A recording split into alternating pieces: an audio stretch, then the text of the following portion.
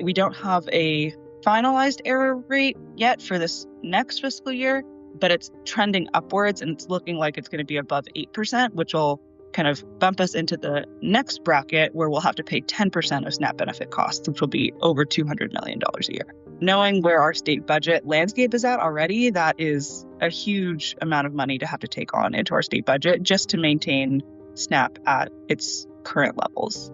This is Hourglass, the podcast for United Way of King County in Seattle.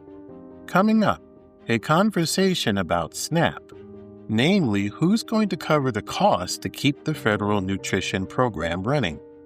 Hourglass recently sat down with Elsa Young, United Way Food Security Impact Manager, about a recent nationwide advocacy effort to delay federal mandates to shift some of SNAP benefits costs to states, as well as how Washington State is responding to impending changes to the program and ways you can make your voice heard to determine the fate and future of SNAP.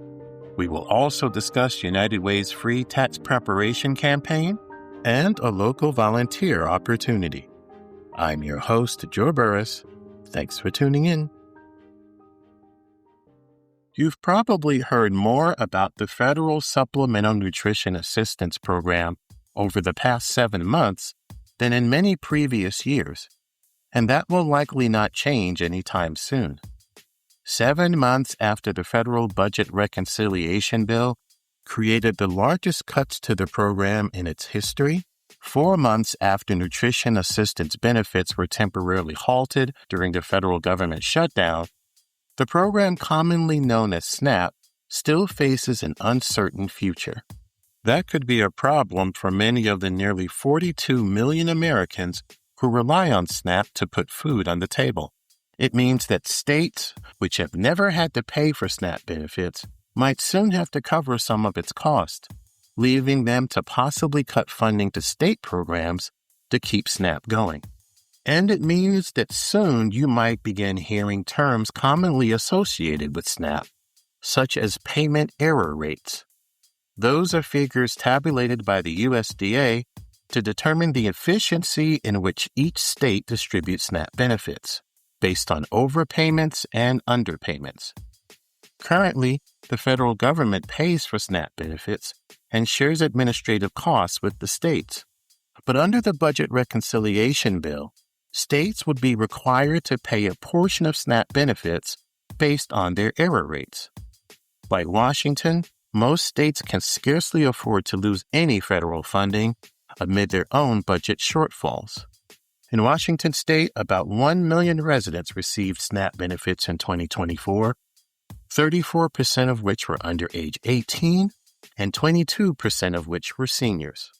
At United Way of King County, we advocate for policies that address the drivers of systemic inequities, and we encourage all branches of government to invest in proven programs that serve our most vulnerable neighbors. We have long stressed the importance and impact of SNAP to federal, state, and local lawmakers. Last July, members of our staff traveled to Washington, D.C. for the United Way Worldwide Advocacy Forum and Capitol Hill Day to discuss with Congress ways to protect and strengthen SNAP.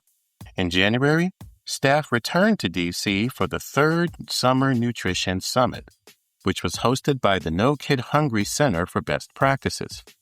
Representatives from all states gathered at the summit to talk about strategies they've used to expand food access to children. During this year's summit, an advocacy effort was launched that addressed the future of SNAP and the cost burden states need to cover to keep the program going. Among those who attended the summit was Elsa Young, United Way Food Security Impact Manager. Hourglass recently sat down with Elsa for a conversation about the summit's advocacy effort, an in-depth discussion about error rates, how our state is responding to impending changes to the program, and what you might do to make your voice heard to help determine the fate and future of SNAP. Here's what Elsa had to say. We got tapped into an advocacy effort that was being led by some of our other national partners, namely the Center on Budget Policy Priorities, as well as the National Governors Association and the Association of Human Services Providers. Mm-hmm. But the advocacy push was to delay the cost shift to states in SNAP that was mandated in HR 1, or the One Big Beautiful Bill. So the policy that came out of HR 1 was that states, starting in fiscal year 2028, need to begin paying for a percentage of the SNAP benefit costs, depending on the state's payment error rate. So for context, historically, as long as the SNAP program has been in existence, the federal government has covered 100% of the actual benefit costs that go out to households. States have covered 50% of the administrative costs of, what it takes to actually implement the program. But states have never been required to pay for any of the benefits that go out to households. And so HR 1 changed that for the first time and said that states need to start pitching into the benefit costs. And the amount that states have to pay depends on the state's payment error rate. So if a state has an error rate between 6 and 8%, they need to pay 5% of benefit amounts. If they have an error rate between 8 and 10%, they need to pay 10% of the benefit amounts. And it kind of scales up from there. What's an error rate? I'm sorry. What's an error rate? Yeah, great question. So a payment error rate is something that is calculated by the USDA. And each state has a payment error rate that is calculated every year. And it is basically a measure of errors that are made in payments out to households for their SNAP benefits. And it's confusing because it's often talked about as a measure of waste or fraud or abuse, which it's really not. SNAP is just such a complicated program that there are underpayments, there are overpayments, payment errors are made by households, but they're also equally made by DSHS, the agency that administers SNAP.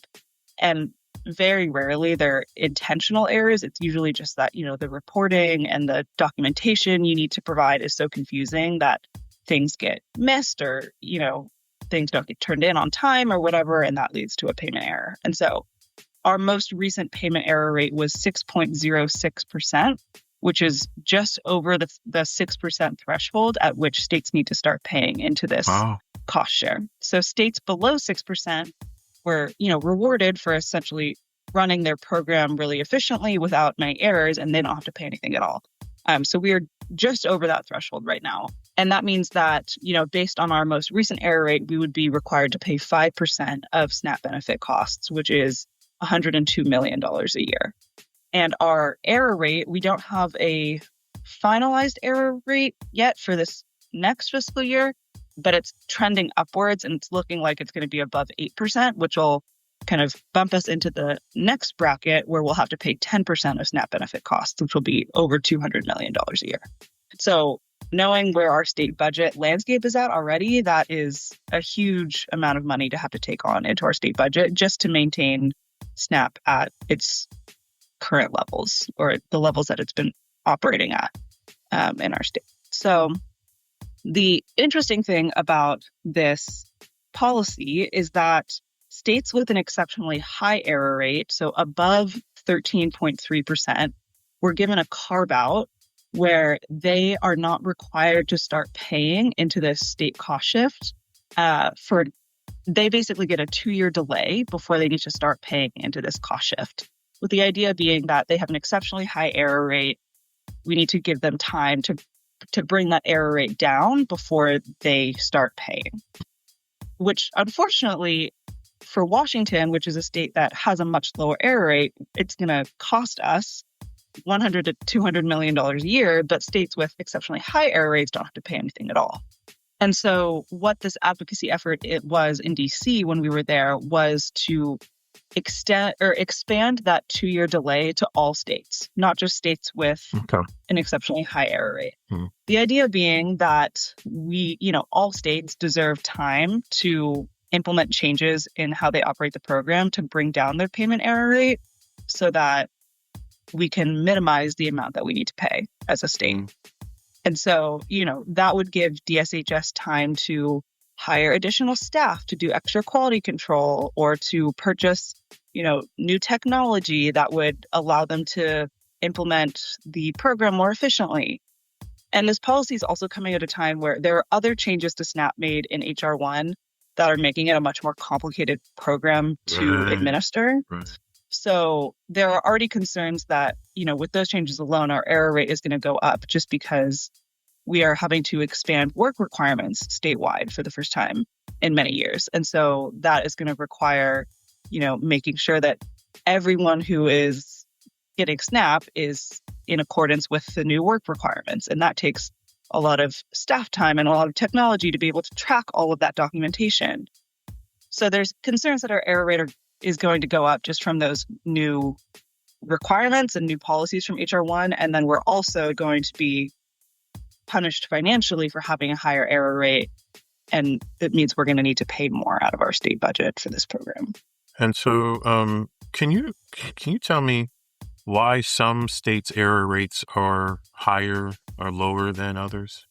Yeah, I mean, an error rate is really complicated. There's a ton of things that go into it.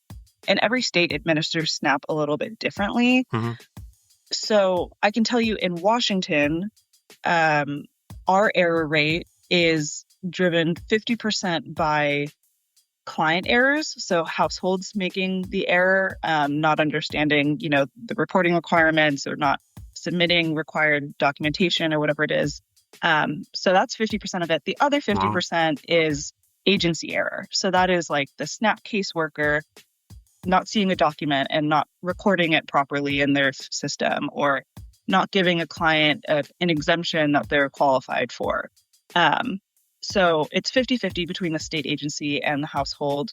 And some of the biggest drivers of our state error rate are just confusion about the program. So confusion about what documentation needs to be provided for housing, for utilities, for work hours, for income, like all, people's lives are complex, and people's documentation of their lives is complex, and figuring out exactly which documents they need to submit and how often they need to submit them and in what form and who they submit them to. It's just complicated. And so that is a big driver of errors.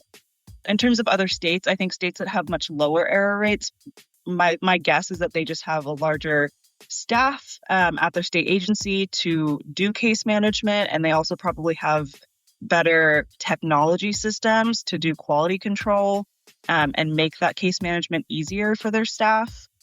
And those are definitely things that our state agency is looking into and has requested funding for from the state government in this budget cycle. But, all of those improvements take money, and we are in a tight budget landscape at state level. So what has our state's response been? So we were really, really heartened to see that the governor's proposed budget for this legislative session included full funding for SNAP. So all of the cost shifts that are, the new costs to the state government to administer SNAP, that is all fully funded in the governor's proposed budget, which is fantastic.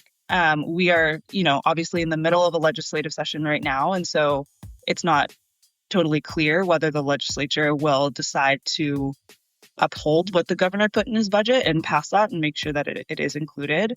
But, that was a huge vote of confidence that our governor sees the value of this program and wants to make sure that it stays funded. Our concern is just that those funds are going to need to come from somewhere, whether that's a new revenue source, which, is tricky in Washington, or if that's cutting funding to other programs. And we obviously don't want to see funding cut to other social service programs that provide services to the same communities that receive SNAP. So we will see where the budget falls this year, because these are never before seen costs. This is not something that Washington has ever had to pay for before. And it's not a choice that we're making. It's being kind of thrust upon us by the federal government. And so we have to find ways to create that money. But as I said, we don't want to cut funding from other programs that are, also serving community members in need and doing great work. So lastly, Elsa, what is next in this issue? And is there anything that listeners can do? So when we were in DC, we were advocating to get this cost shift delay put into the remaining appropriations bills that had to pass to keep the government funded after January 30th.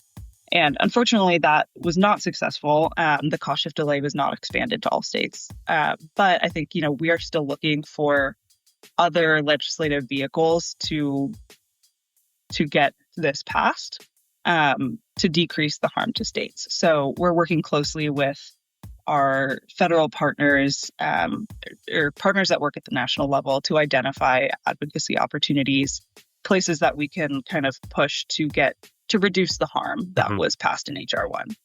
So that's something we're actively working on. In terms of what listeners can do, I would say, definitely, make sure that progressive revenue is a priority.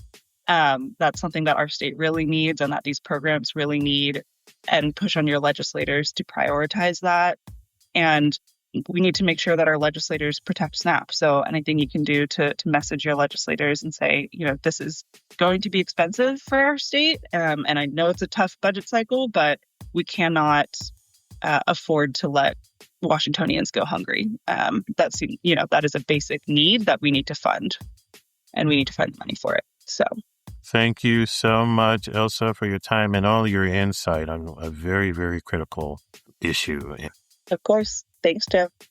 To learn about how United Way and other organizations in our state are working to address food insecurity, check out the Hunger Free Washington website at hungerfreewa.org. United Way of King County's free tax preparation campaign is back. If you make less than $80,000 a year as a single filer, or less than $96,000 a year for non-single filers, you can have your taxes prepared for free at one of our 20 locations across King County. Those sites are now open through April 19th, and we have a virtual site that runs from February 2nd through April 19th. Funded by United Way, the IRS, and the City of Seattle, the free tax campaign offers tax preparation by specialists who will help clients understand their unique tax situations and take advantage of credits like the Earned Income Tax Credit and the Working Families Tax Credit. Last year, United Way's free tax campaign reached 18,200 of our neighbors, supporting them with $17 million in tax credits and refunds. For more information, log on to freetaxexperts.org. World Relief Western Washington of Kent is looking for volunteers to work in its Paradise Parking Plots community garden. Paradise Parking Plots is a 2-acre garden that provides spaces for refugee, immigrant, and Kent residents to grow cultural foods and reconnect with the soil. World Relief will train volunteers to do tasks such as weeding its food forest, controlling pets and diseases, and taking part in construction projects. For more information, log on to worldrelief.org/Western-WA and click on the Get Involved page. At United Way of King County, we are working side by side with communities to build an equitable future for everyone. Hourglass United Way is a podcast that highlights how we and our partners spend time making a difference in our communities. Our work is made possible by the generous donations from people like you. Please send comments and suggestions about our podcast to hourglassunitedway@gmail.com. To learn more about our work or to support United Way, log on to uwkc.org. I'm your host, Joe Burris. Thanks for listening. Until next time.